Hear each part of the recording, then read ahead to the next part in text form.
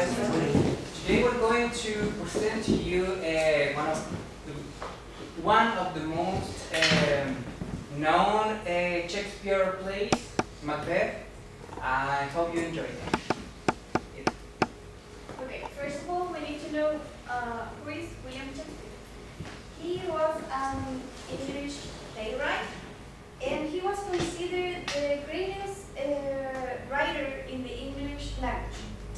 Not many aspects of his life are known, but we do know that he was born in April 1564 in Stratford-upon-Avon in the UK.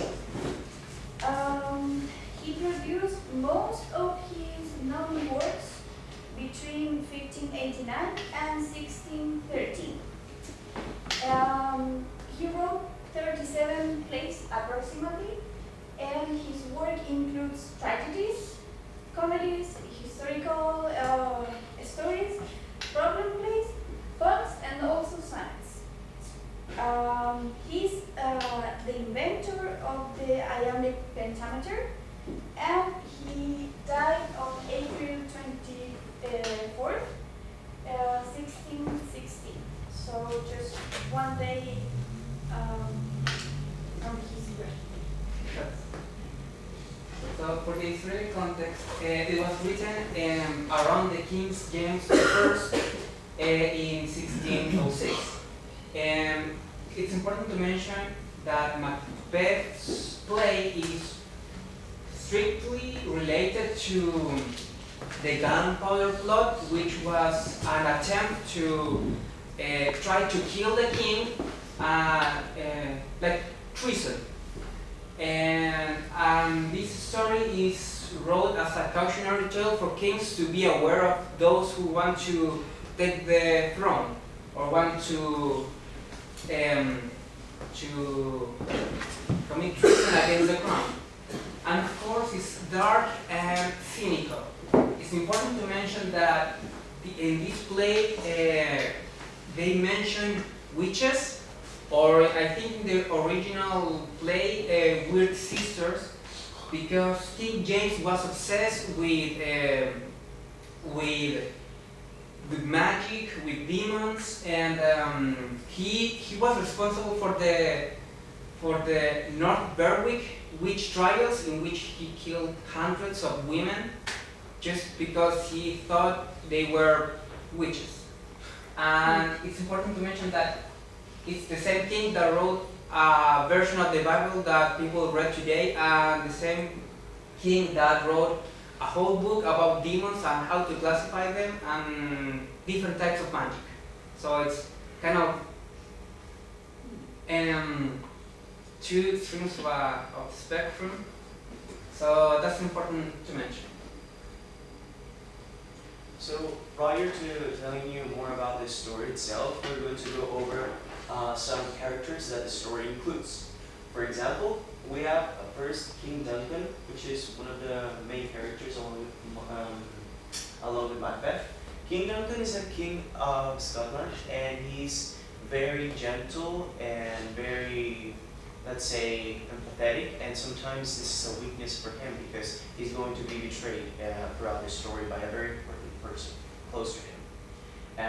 On the other hand, we have Macbeth, which is the protagonist, and he is a very audacious and brave warrior, and that is part of the Scottish nobility.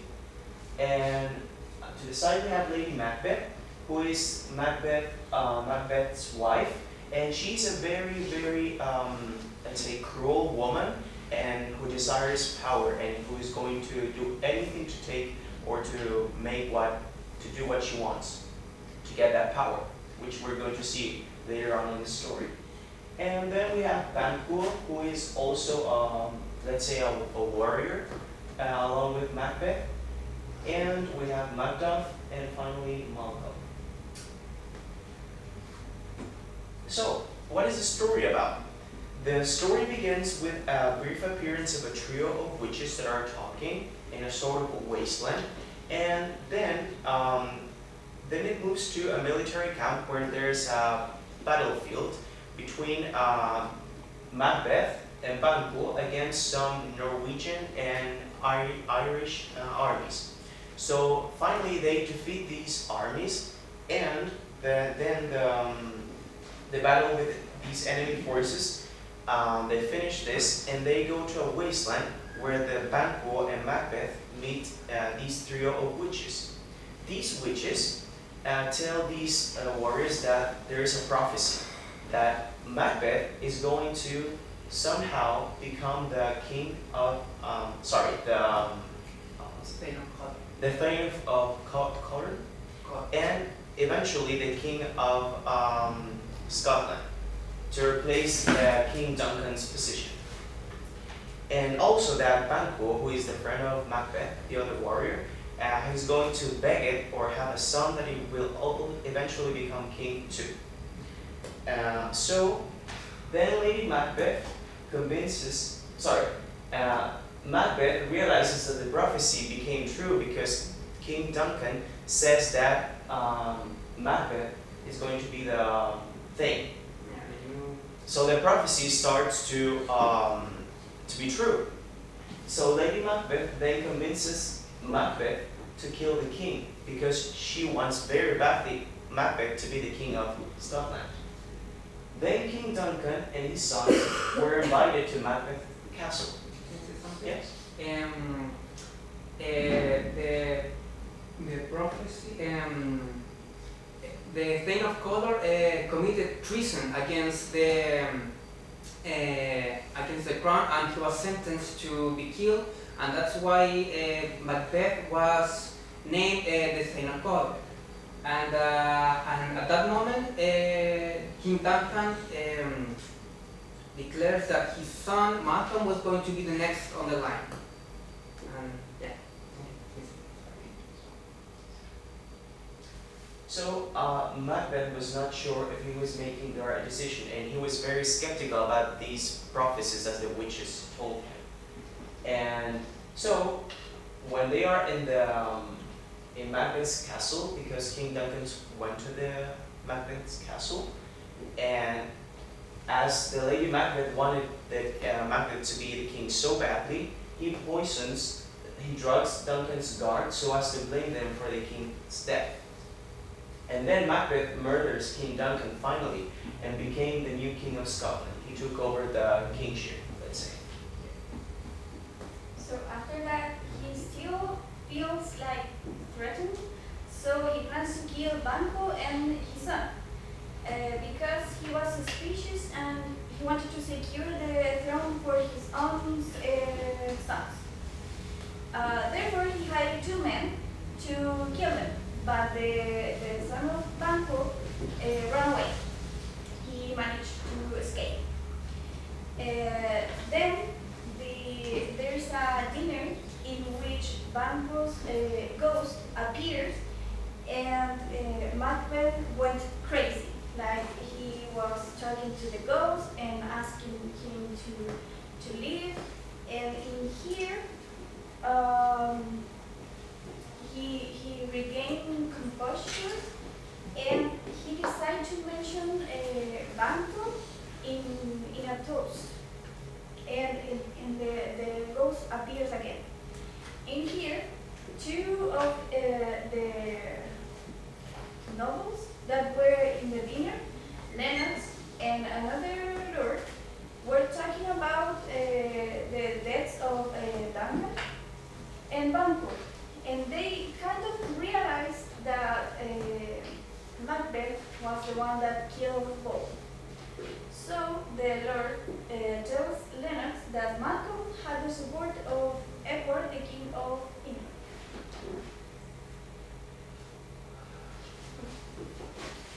So, up to this point, we have that Macbeth, at the beginning, he wasn't interested in becoming a king, but his wife told him, okay, you have to be a king because there is a possibility, and the witches told you that you was supposed to be a king.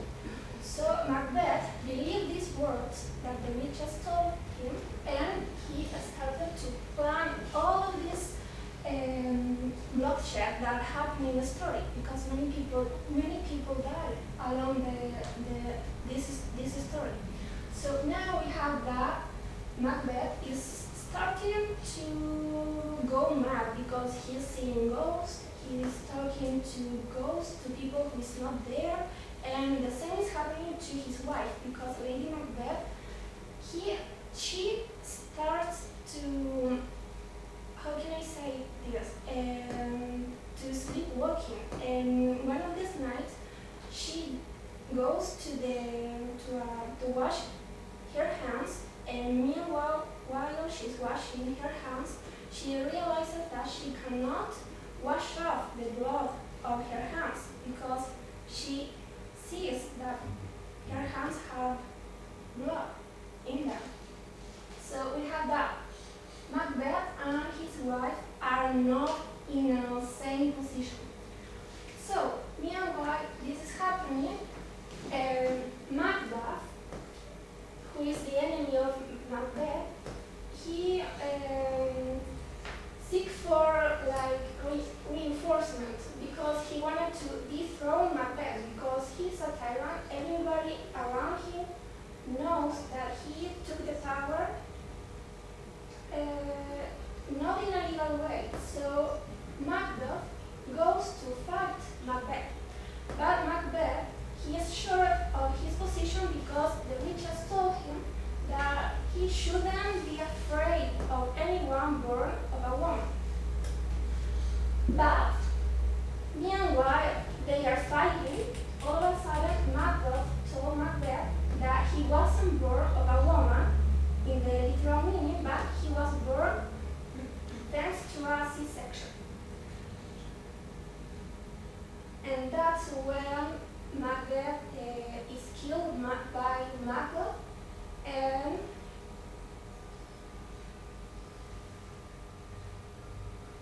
and the story ends at that point. And it is important to mention that Lady Macbeth committed suicide. Yeah, because of the guilt.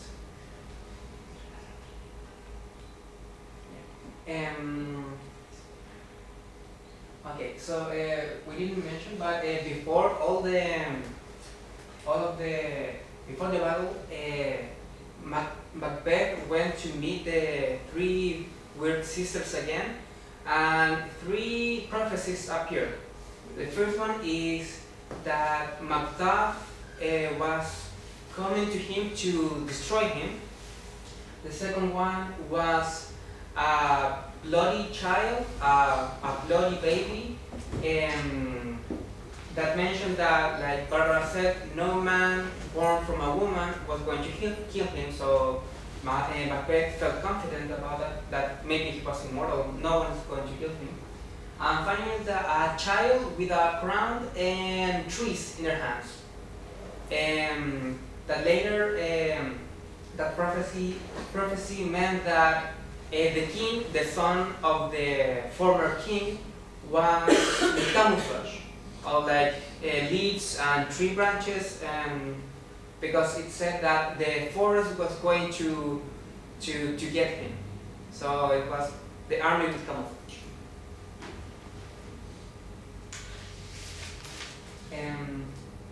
Okay, so the tone of the story is a dark tragedy, as you see, sinister and with a depressing tone.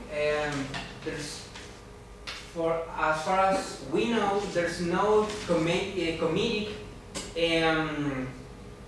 situations and where's there comic relief. It's just one of the most known tragedies.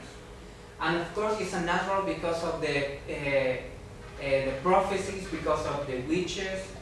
So yeah, that's the tone of the story.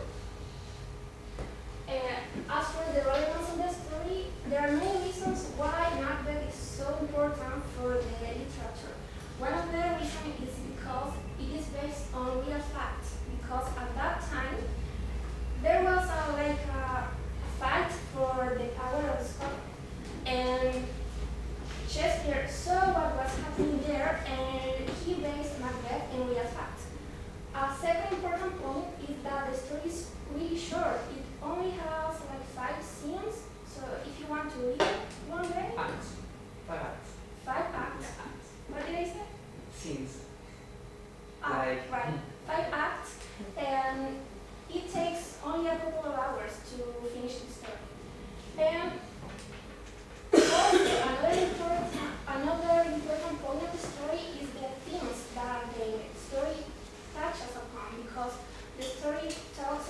about greediness, about witchcraft, about the seek of power, about the consequences of seeking what you want to achieve, the consequences that maybe achieving what you want can provoke in yourself. And another important point is the relevance of the characters, because in this story, Lady Macbeth is, in my opinion, the most important character in the story, because she plots everything behind the scenes. She convinced Macbeth to kill everybody around him. She was the one who prepared the poison to kill the king, everything. And she was very interested in becoming the Queen of Scotland. And finally, it is important because it has been portrayed in many different movies and operas and many different formats. And finally, it is believed in theater that the name Macbeth is cursed. So they often refer to Macbeth as the Scottish play. Now for the literary devices, I'm going to show you a video which was recorded by She's not here, but she wants to be present.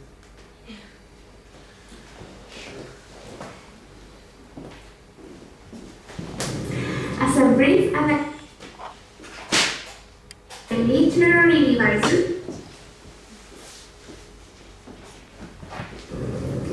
Good morning, classmates and professor.